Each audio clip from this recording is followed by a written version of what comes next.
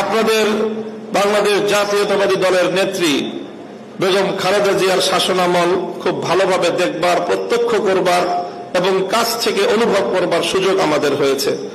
4 দলীয় জোট যখন গঠিত হয়েছিল, 4 দলীয় জোটের 4 শীর্ষ নেতার মধ্যে অন্যতম একজন ছিলেন আমার বাবা মরহুম শাইখুল হাদিস আল্লামা আজিজুল হক রহমতুল্লাহ আলাইহি।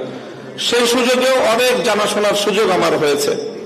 আমি আজকে আপনাদের এই উপস্থিতিকে বেগম জিয়ার 2টি কথা উদ্ধৃত করতে চাই। যখন 5ই আগস্ট ছাত্র গণ অভ্যুত্থানের মধ্য দিয়ে বাংলাদেশের মানুষের বুকের উপর থেকে জগদ্দল পাথর, ইতিহাসের বর্বরতম নৃশংসতম শাসক লেডি ফেরাউন খ্যাত শেখ হাসিনা উৎখাত হল এবং বাংলাদেশ তার ফ্যাসিবাদ থেকে মুক্ত হল, ঠিক 5ই আগস্টের একদিন পরে বেগম জিয়াকে হাসপাতালে দেখতে যাওয়ার সুযোগ আমার হলো এবং সেখানে ডক্টর জাহিদ সাহেবের বদান্যতায় দীর্ঘ সময় একান্ত সাক্ষাতে ওনার সঙ্গে কথা বলার সুযোগ হলো। চিন্তা করেন, যে মহিলা 80 বয়সে জীবন মৃত্যুর সন্ধিক্ষণে দাঁড়িয়ে যার দ্বারা এমনভাবে নিগৃহীত হয়েছেন, অপমানিত হয়েছেন, নিজের প্রিয় বাস্তুভিটাকে ছাড়তে হয়েছে এবং জীবন মৃত্যুর মাঝামাঝি দাঁড়িয়ে বছরের পর বছর কারাগারে তাকে নিক্ষিপ্ত থেকে মৃত্যুর প্রহর গুনতে হয়েছে, যার উপর অত্যাচার এবং নির্যাতনের কোনো সীমা ছিল না, সেই বেগম জিয়া যখন জানতে পারে তার সামনে তো ঘটছিল বাংলাদেশের এই পরিবর্তন, পট পরিবর্তন, শেখ হাসিনার এই পতন, স্বাভাবিকভাবেই তখন তো তার সঙ্গে কথা বললে প্রতিক্রিয়ার মধ্যে শেখ হাসিনার কিছু পর্যালোচনা, শেখ হাসিনার শাসনামলের কিছু জুলুম নির্যাতনের কিছু বিবরণ, তার ক্ষোভ, তার দুঃখ, মর্মবেদনার কিছু গল্প উঠে আসার কথা। আমি বিস্ময়ান্বিত হলাম।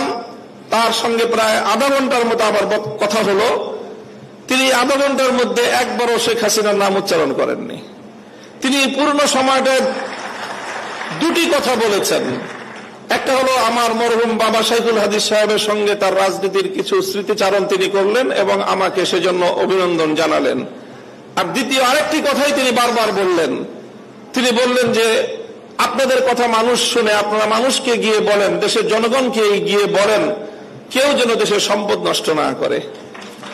এই সম্পদটা আমাদের, গণভবন, প্রধানমন্ত্রীর কার্যালয় সহ এই রাষ্ট্র আমাদের। মানুষকে শুধু একটা কথা বলেন, যেন কেউ এই রাষ্ট্রের কোনো সম্পদ নষ্ট না করে।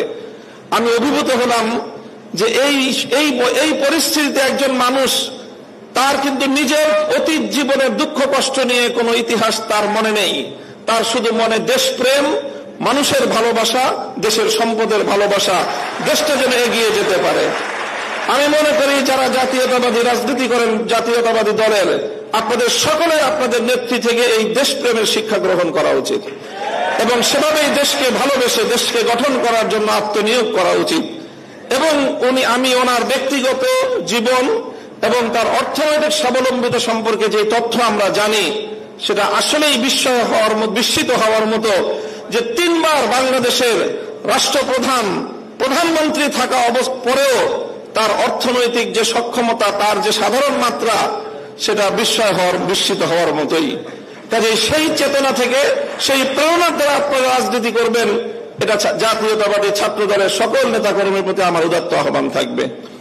দ্বিতীয় আরেকটি কথা আমি বেগম জিয়ার উদ্ধৃতিতে আজকের এই মঞ্চে আমি উচ্চারণ করতে চাই। দেখেন, দীর্ঘ একটা সময় একসঙ্গে আমরা যুগপৎ রাজনীতি করেছি, জোটবদ্ধ রাজনীতি করেছি, আন্দোলন করেছি, সরকার গঠন করেছি। আমি একটি ঐতিহ্যবাহী রাজনৈতিক, ধর্মীয় রাজনৈতিক পরিবারের সন্তান। আমাদের রাজনীতির মুখ্য উদ্দেশ্য হলো আল্লাহর জমিনে আল্লাহর দ্বীন প্রতিষ্ঠিত করা, আল্লাহর জমিনে খেলাফত ব্যবস্থা কায়েম করা। এটাই হলো আমার রাজনীতির মূল দর্শন। তবে আপনারা যে রাজনীতি করেন, সেই রাজনীতির সাথে আমাদের রাজনীতির কিছুটা পার্থক্য আছে। সেই পার্থক্যের জায়গাটুকুও বুঝতে হবে এবং সেখান থেকে আপনাদের দায়িত্ব এবং ভূমিকার কথাও আমি বলছি, আমার বক্তব্য দিয়ে নয়, বরং আপনার নেত্রীর উদ্ধৃতি দিয়ে। বেগম জিয়া আমাদেরকে বলেছেন অনেক সময় যে দেখেন হুজুর, আমরা ইসলাম প্রতিষ্ঠার রাজনীতি আমরা করি না, তবে আমাদের পরিষ্কার অবস্থান হলো এই যে আপনারা যদি ইসলাম প্রতিষ্ঠা করবার জন্য দেশে রাজনৈতিকভাবে সামনে অগ্রসর হয়ে যেতে পারেন, আমাদের বিএনপির পক্ষ থেকে সহযোগিতা পাবেন, বিরোধিতা পাবেন না।